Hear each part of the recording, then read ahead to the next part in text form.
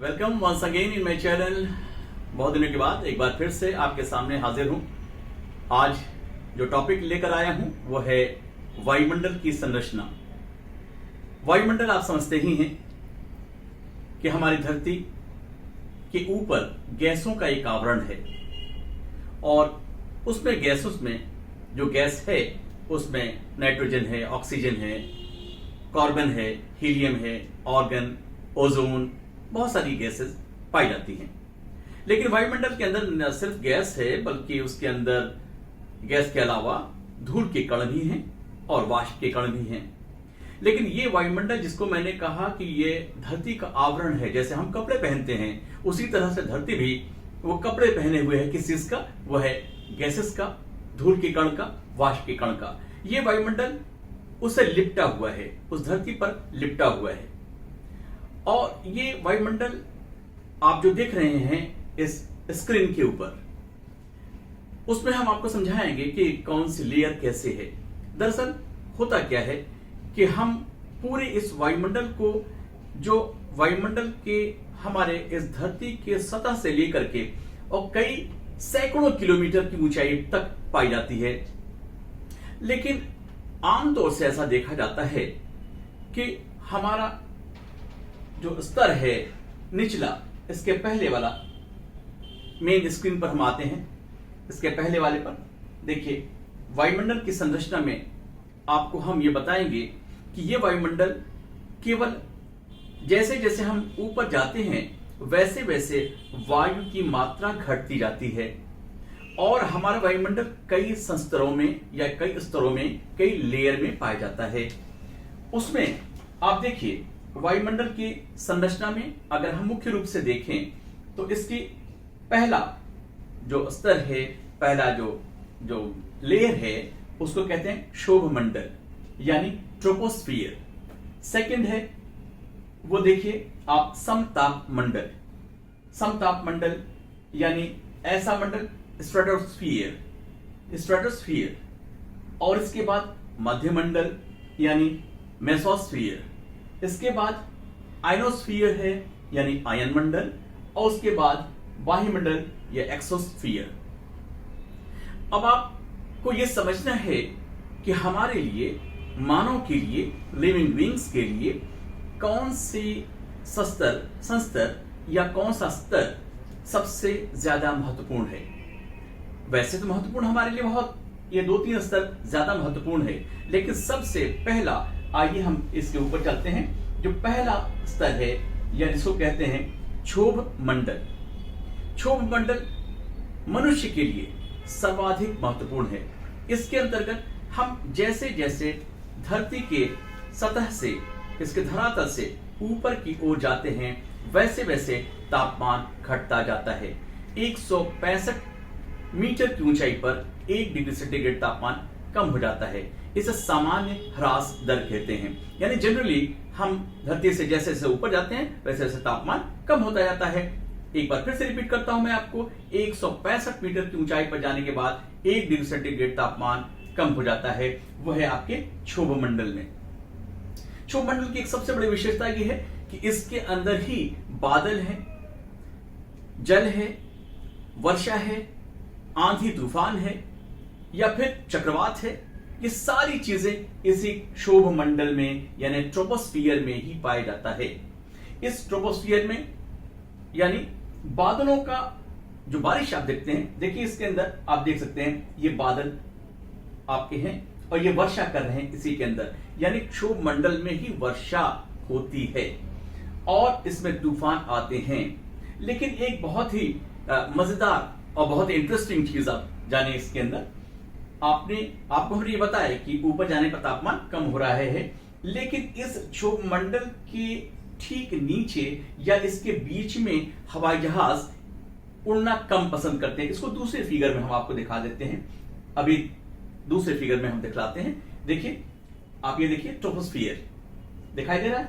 इसमें देखिए जहाज आप देख रहे हैं, एयरप्लेन्स देख रहे हैं। तो ये एयरप्लेन इन बादलों से ऊपर उड़ते हैं। क्यों?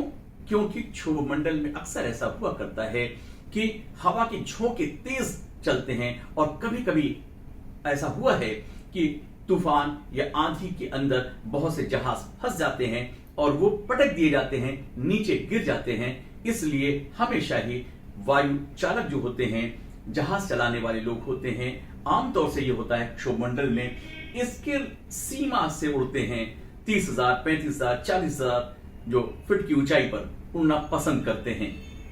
तो ये ट्रोपोस्फीयर में। आइए फिर से बैक करके अपने मेन उस पर आते हैं। देखिए क्षोभमंडल इसमें आप दिख रहा है, ये 8 से 18 किलोमीटर की ऊंचाई पर है। ये ऊंचाई 8 से 18 किलोमीटर क्या है? 8 किलोमीटर वो पाई जाती है ध्रुवों पर, यानी पोल्स पर। आप पोल्स पर देख सकते हैं, आप देखिए ये धरती है ना, इस धरती के पोल्स पर ऊपर साइड में, ऊपर और नीचे, यहां पर इसकी मोटाई केवल 8 किलोमीटर ऊंची है। लेकिन ये भूमध्य रेखा पर, विषुवत रेखा पर, ठीक है, यहां पर इसकी ऊंचाई 18 किलोमीटर तक है।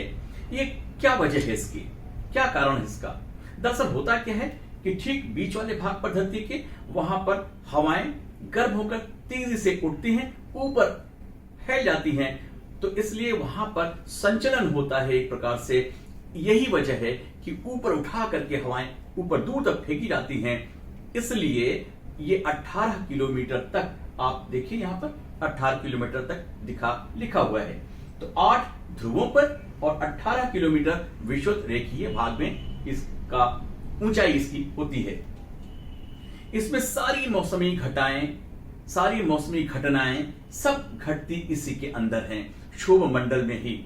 और क्षोभमंडल से ठीक ऊपर, जरा सा ऊपर जाएंगे आप तो क्षोभमंडल सीमा कहलाती है। वो एक प्रकार की सीमा है। वहां सीमा से जब आप ऊपर उठेंगे, यानी करीब करीब 20 किलोमीटर के आसपास जाएंगे, तो वहां पर तापमान लगभग सामान्य रहता है, जिसको कहते हैं समतापमंडल।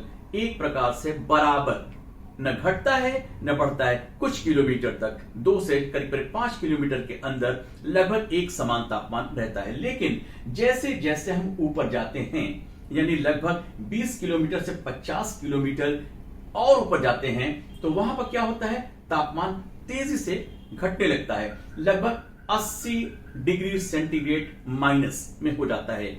लेकिन एक यहां कंट्राडिक्शन है, वो ये है, विरोधाभास है, वो ये है कि ध्रुवों पर -45 होता है सेल्सियस टेम्परेचर, जबकि विषुवत रेखीय भाग में -80 के आसपास ये टेम्परेचर हो जाता है समताप मंडल में। ये एक विरोधाभास है। अभी साइंटिस्ट इस पर विचार कर रहे हैं, समझ रहे हैं कि what is the reason behind it. ये अभी इसका इंकिशाफ या इसका पूरी तरह से फैसला नहीं हो पाया है, या इसके पीछे क्या कारण है ये अभी नहीं पता चल पाया है, क्योंकि ये विरोधाभास है।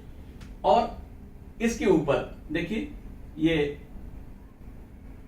आप उल्का देख रहे हैं, यही एक स्तर है जहां लगभग उसके आसपास में यहां पर उल्का पाई जाती है।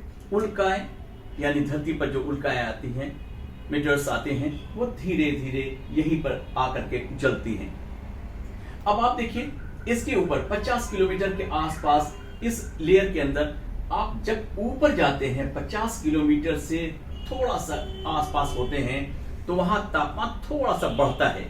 कारण क्या है इसका? क्योंकि यहां ओजोन की परत पाई जाती है, और ओजोन की परत को आप जानते ही हैं कि ओजोन एक ऐसी परत है जो पराबैंगनी किरणें, यानी अल्ट्रावायलेट रेस हैं, उसको लेकर के वो परावर्तित करती है, उसको हटाती है, और सूर्य की उतनी गर्मी को, जितनी की धरती को आवश्यकता है, उसको एब्जॉर्ब करती है। तो इसलिए उसके एब्जॉर्ब करने की वजह से वहां पर हल्की सी गर्मी पाई जाती है इस ओजोन मंडल, इस 50 किलोमीटर के ऊपर आसपास, जहां ओजोन की लेयर है।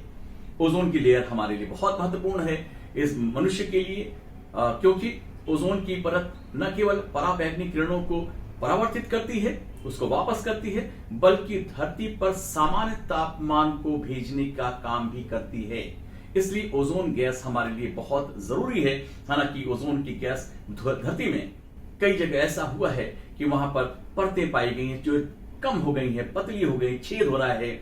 जम्मू कश्मीर के ऊपर कई साल पहले वहां पर एक छेद जैसा हो गया था, लेकिन ऑटोमेटिकली ये एक प्रकार से कहा जाए कि नेचर स्वयं अपने आप में उसको भरती रहती है, लेकिन मनुष्य ने ओजोन गैस को एक तरह से खराब करने की कोशिश की है। तमाम कल कारखानों से जो धुएं निकलते हैं, क्लोरोफ्लोरोकार्बन है, उसमें उस ओजोन के परत को पतला कर दिया है, कमजोर कर दिया है। बहुत सी जगहों पर पूरे विश्व में ऐसा हुआ है, लेकिन ये ओजोन की परत हमारे लिए बहुत महत्वपूर्ण है। हमें इसे बचाए रखना है, संभाल के रखना है।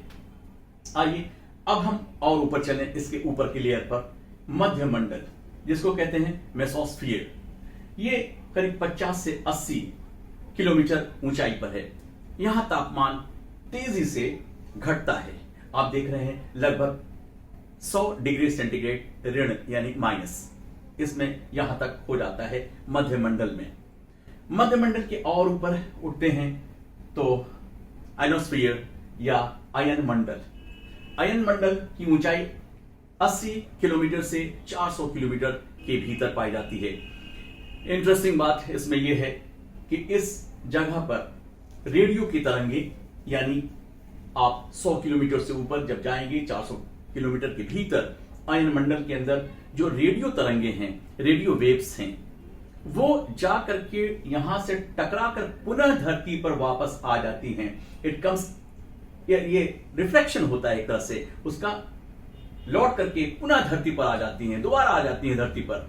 इसका क्या फायदा होता है? अगर ऐसा नहीं होता तो ये क्या होता, यहां से रेज ऊपर जाती और बाह्य मंडल में चली जाती, ऊपर जाकर खो जाती, तो आप अमेरिका जैसे दूर देश का रेडियो का प्रोग्राम नहीं सुन पाते। यही वजह है जो ये रेडियो तरंगे यहां पर धरती पर वापस आती हैं।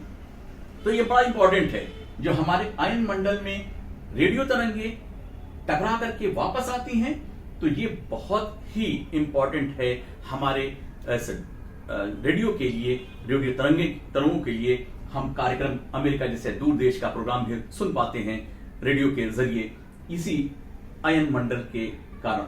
और इसमें देखिए ऊंचाई पर तापमान में वृद्धि होती है। जैसे जैसे हम तापमान ऊपर के ऊपर उठते हैं, वैसे वैसे तापमान बढ़ता जाता है। अब इसके बाद एक्सोस्फीयर है, यानी बाह्य मंडल, बहिर्मंडल। ये एकदम आखिरी मंडल है। यहां पर एक तरह से तापमान आप देखिए कि बहुत तेजी से बढ़ गया। हम लोग सूर्य के नजदीक हो रहे हैं 1000 किलोमीटर पर, और 400 से लेकर 1000 या उससे भी ऊपर हम लोग और नजदीक होते जा रहे हैं सूर्य के।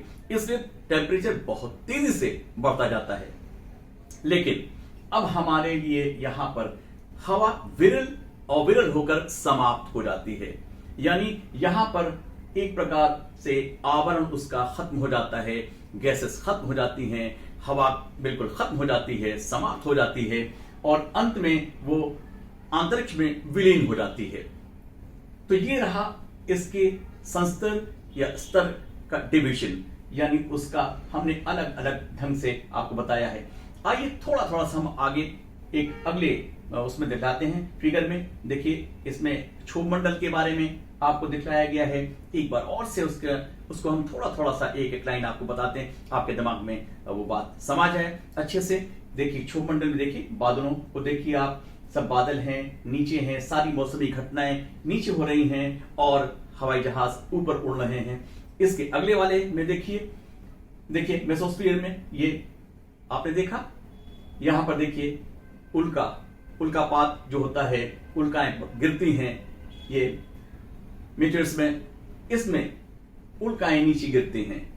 क्षोभ मंडल में टकराती हैं, लेकिन उत्पत्ति यहां से हो जाती है, इसके ऊपर से थोड़ा सा होती है और आकर के नीचे गिरती है। अगले में देखिए, ये देखिए अयन मंडल, और इसके आगे वाला जो मंडल है आयनोस्फीयर।